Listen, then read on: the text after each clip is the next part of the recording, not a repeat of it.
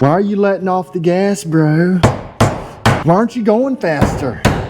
Don't you know you can't do your tires like that?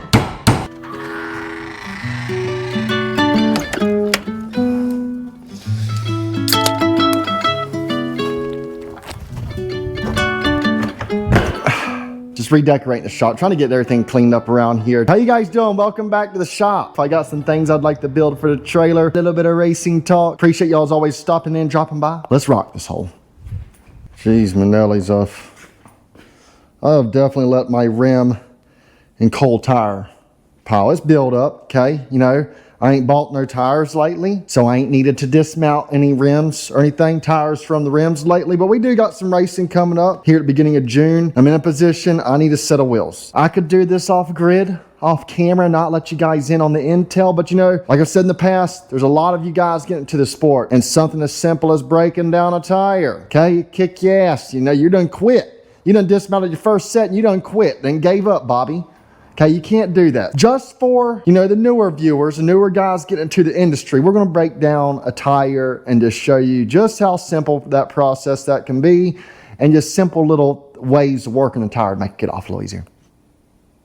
I know it's dirty. I would have washed it at the racetrack. I got lazy. It was 2:30 in the AMs. Okay, cut me some slack, but we'll dismount this one first. You got to get that valve stem out, Bobby. Taking me a little tight sometimes.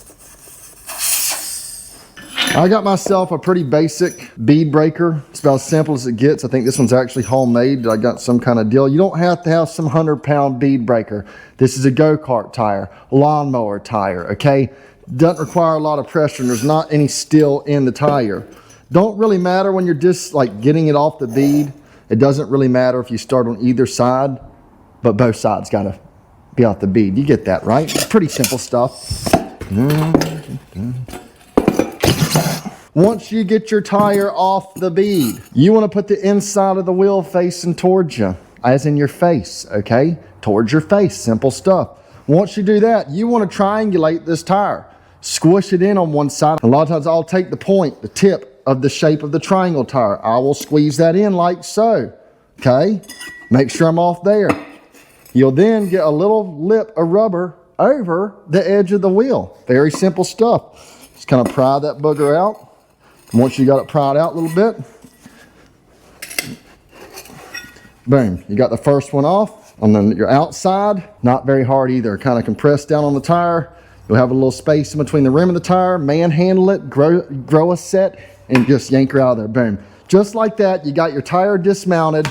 And if you wanted to mount it back up, it'd be the same process. You want to start on this side, inside of the wheel. You do not want to be fighting this while getting the opposite side on. So get your lightest side on. That way you get all that room to get the other side of the bead in, allowing you to get over this little bit taller side of the bead. I guess you could say taller side of the wheel. Simple stuff. Okay, look, just like that I showed you how to dismount time. Now go back in the garage, kiss Susie, tell her you're sorry for cussing out little Bobby. Okay, he didn't even do nothing. He just walked out trying to show you his new Pokemon collection. I don't know. But you got to chill out, brother. Pikachu. When I first got back into karting, I built this tire rack here in this here trailer. Pretty simple design, does exactly what I need. But I've kind of got a problem. I've got a fold-up table I built that goes right there. These tire guys, okay, they get you just got to please. You got to keep them happy. You don't make them happy. They're like Suitcase Jake. Next thing you know, they're out of here, okay? They don't want to have to go from here, you know, to rotate to grab a set. Back to here, to rotate and grab a set. So I'm thinking, I'm gonna build me some sort of another tire rack right there. Hold me up about, I don't know, 2 or 3 sets. Something real nice, you know what I mean? Real nice is what it's gonna be. And we're gonna build ourselves a tire rack. I sure do love 1x2. Some 1x2 square tubing. Okay, it's gonna be the start of our little project. There's just not much room to spend money on things that don't make you faster. You understand what I'm saying? There just ain't no room there. If you common folk, okay? Common people, common job, okay? Couple cheering. How are you going to explain that to Mary Beth that you spent $1,000 on tire rack? Exactly. You see what I'm getting to. The same applies here to me.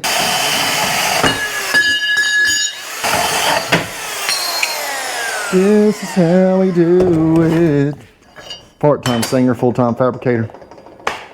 I'm sure that we will go through about 27 drill bits. That one's definitely got a burnt tip. That looks pretty good. That'll do. That tip is with that drill bit. It's no good either. It's very simple stuff. This is like a starter hole.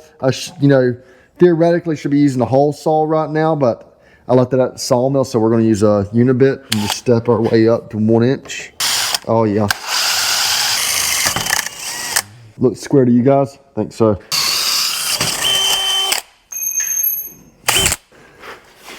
Gee, spaghettis, it's always something around here. Go to our first unibit. Starts off small, works itself up. I have no idea why I burn these up, why I have such an issue with them. Maybe because I'm plowing into it as hard as possible, as fast as possible. It might be looking fairly good. Okay, it might be just a little crooked. We'll force it. If we got till we go to put these in, we'll just take a sledgehammer and just whack them in through all three. We're figuring it out as we go, people. That's what I'm saying. It's the best part of any project. It's the welding, okay? Molten metal, baby. Twisted steel and sex appeal. That's what it is. You see where I'm going with this? You need to learn how to weld. Go get yourself a welder from Harbor Freight. It's literally the greatest thing a man can learn to do in a shop. You can do everything welding. Everything. There's nothing you can't do a weld. And that's what we're about to do here. We're about to do some welding. We're about to weld this 1x1 tube into this like so. See where I'm going with this? You just weld the two together, but you can't do it unless you got a welder. Thinking something like that.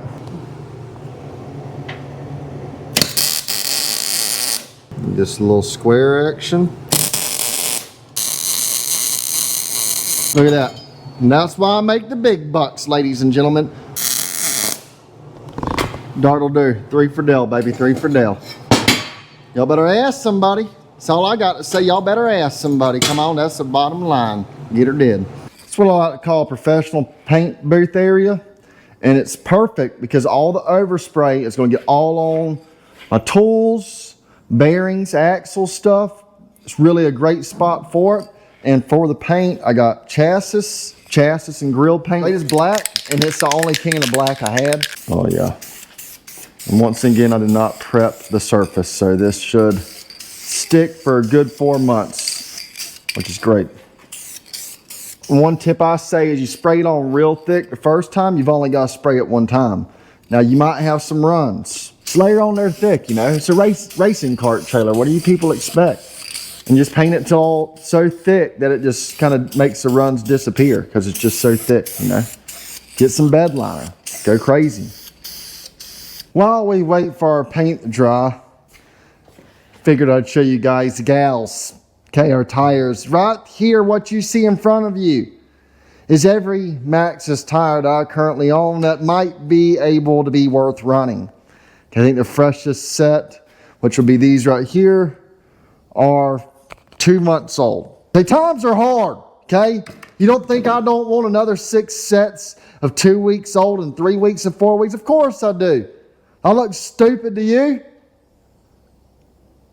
Normally, I would have some Pink Magic sitting right here, but you know, I'm out. So I just dug around in the prep box and I found this, some of Donnie Knoll's Yellow Crush. It's a medium base prep, people, okay? It don't matter how you base your chicken as long as you base it. Also in front of me, I have some moonshine. That's to take my mind off the fact I'm not using my normal stuff. I got this from a bullfighter. If you don't know what a bullfighter is, it's kind of like a rodeo clown, but don't call him a rodeo clown, okay? I called this guy and said, hey, isn't that like a rodeo clown? He slapped the shit out of me. They don't like that. We're just going to get a sip before I break your hip. That's what they make these for. Probably pretty ripe. Woo!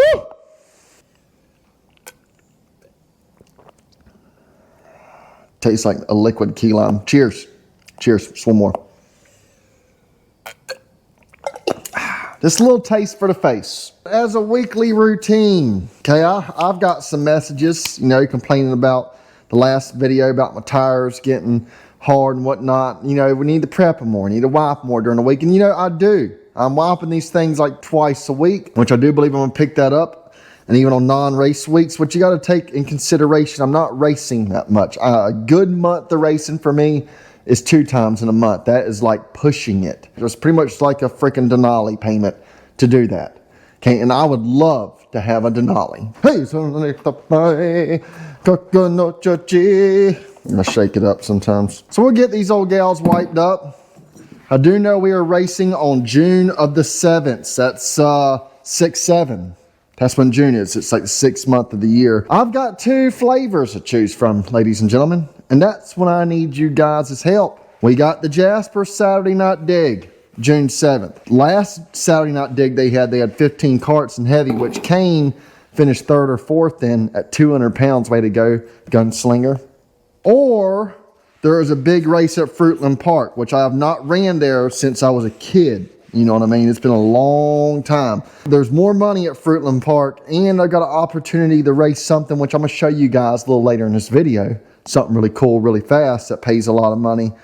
So y'all tell me, right now, Crossroads Motorplex on the 7th, Saturday Night Dig, Saturday Night Thunder, Rock'em Sock'em, 3 for Dale, send somebody through the fence?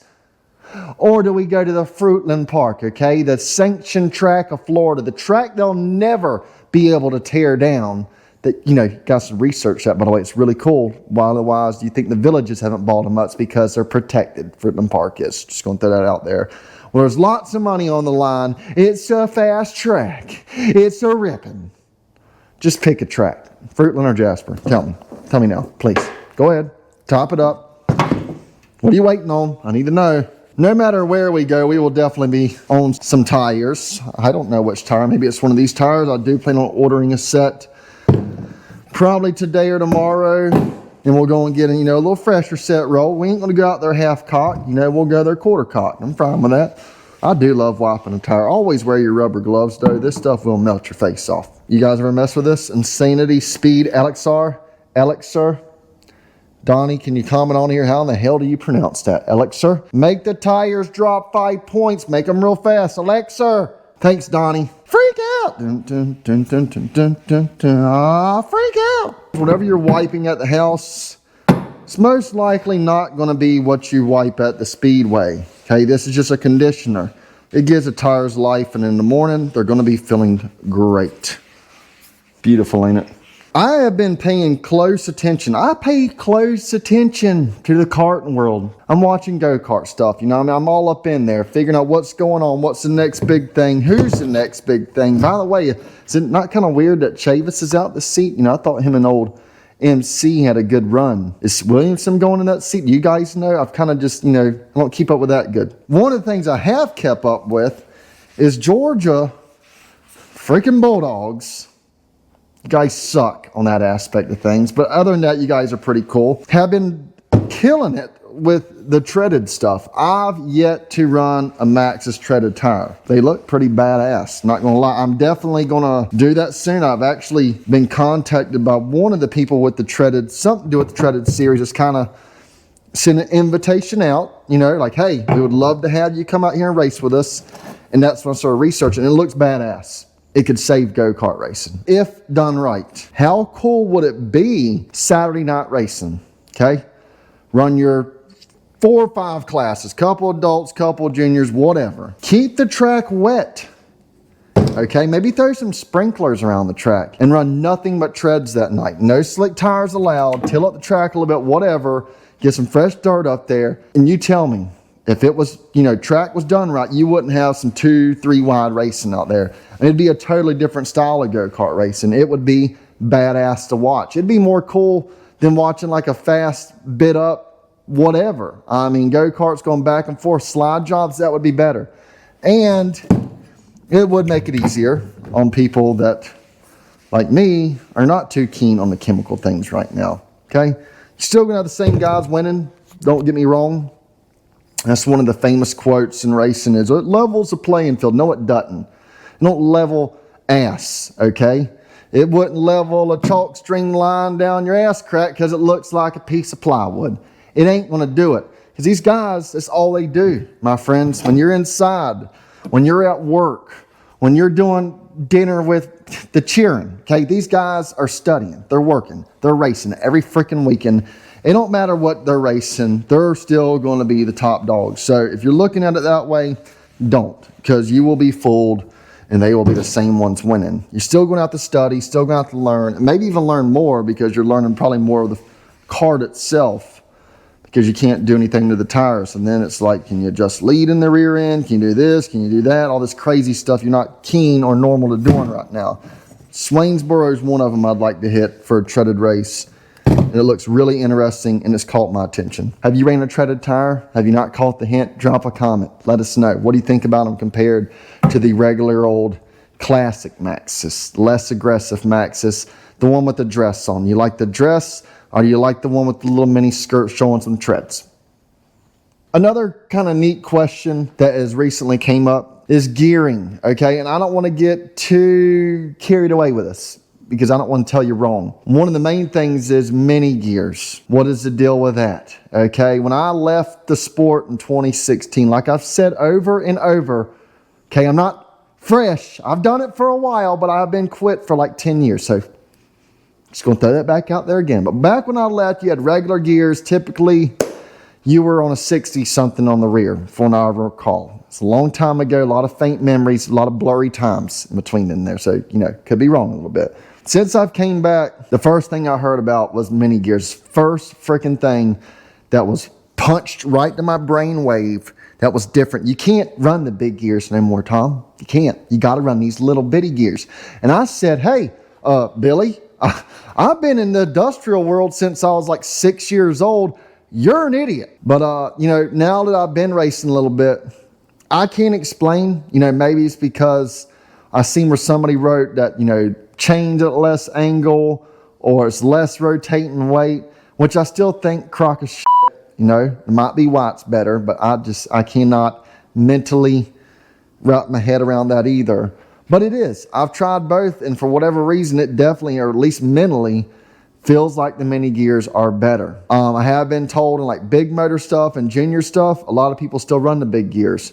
But as far as like your adult clone, the mini gears, and I can definitely agree with this, is better. You want an explanation? I don't have one. Secondly, how do we figure out what gear to be on at the track? Once again, I could get technical with you. I could say, well, first things first, you need to take your thermometer that you use in your kitchen on your chicken and ribs and stuff, and drive it into the ground at the racetrack. Let's see what the temperature is like down there.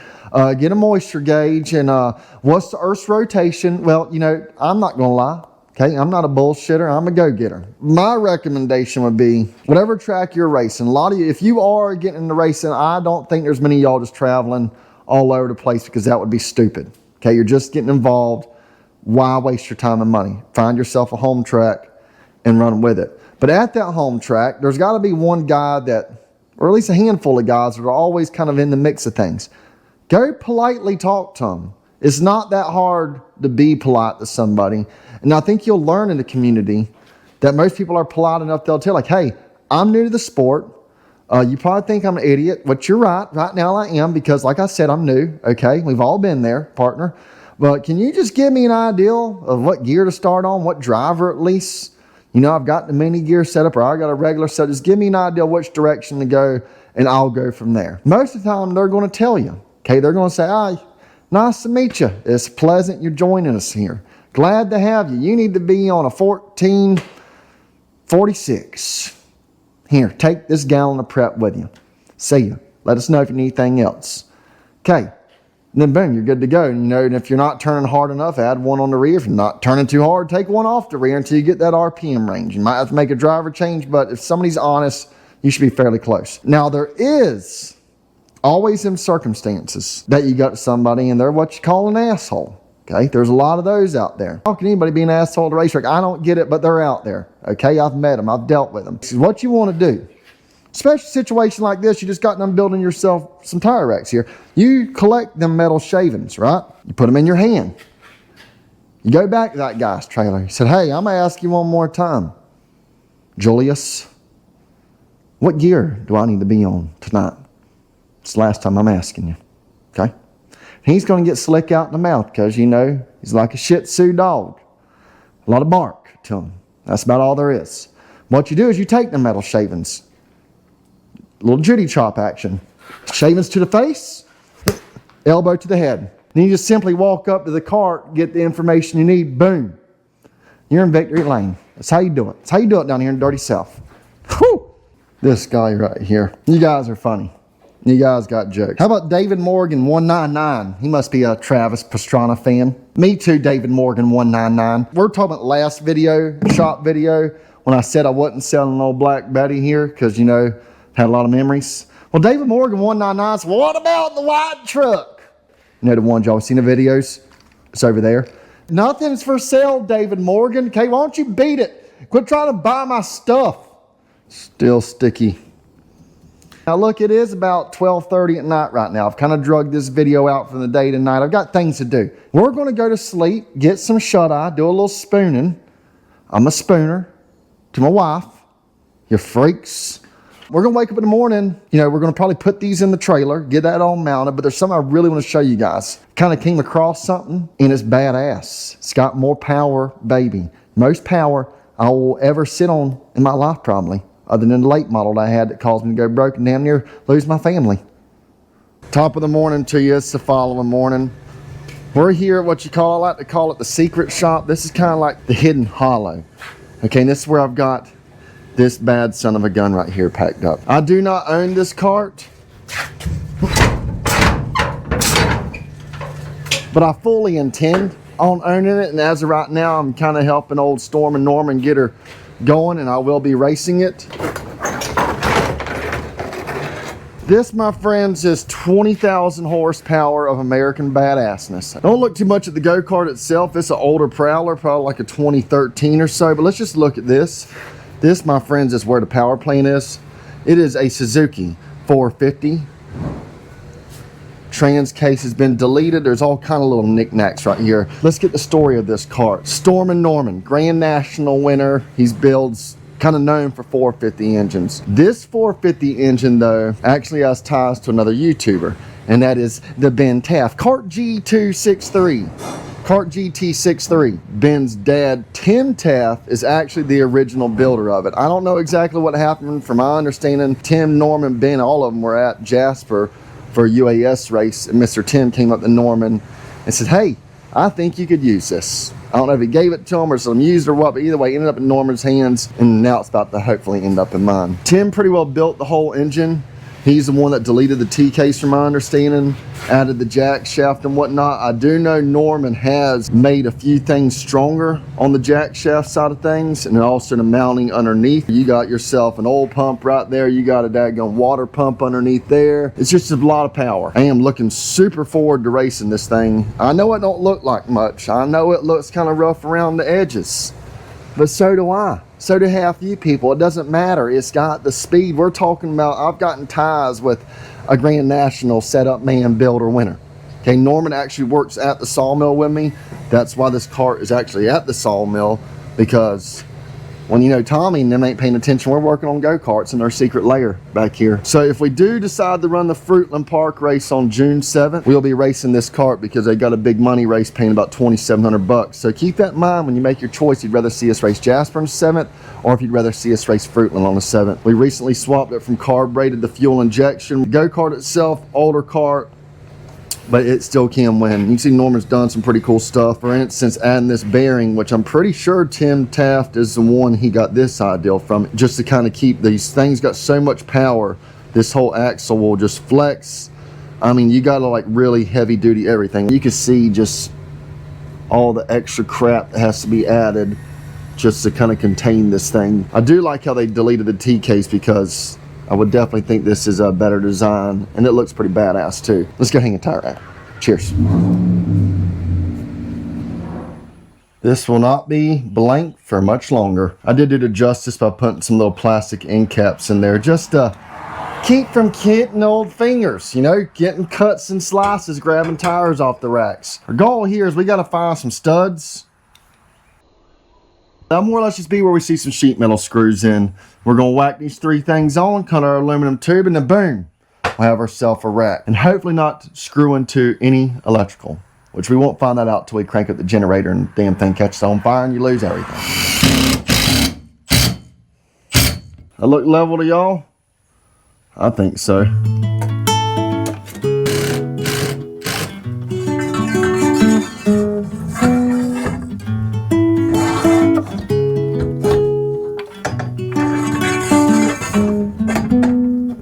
Beautiful, beautiful.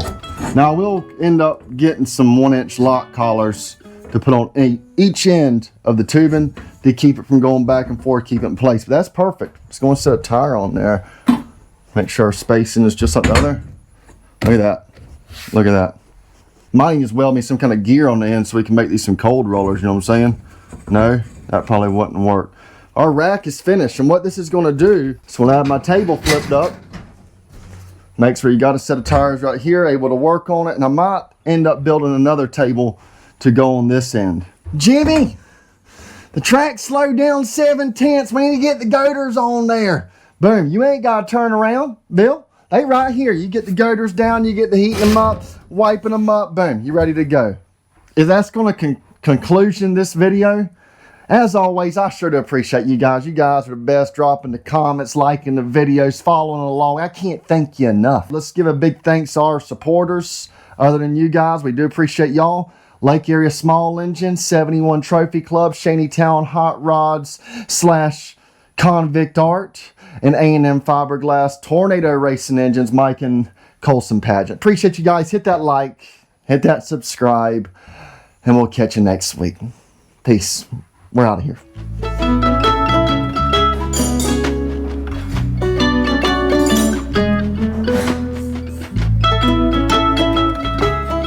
What the hell?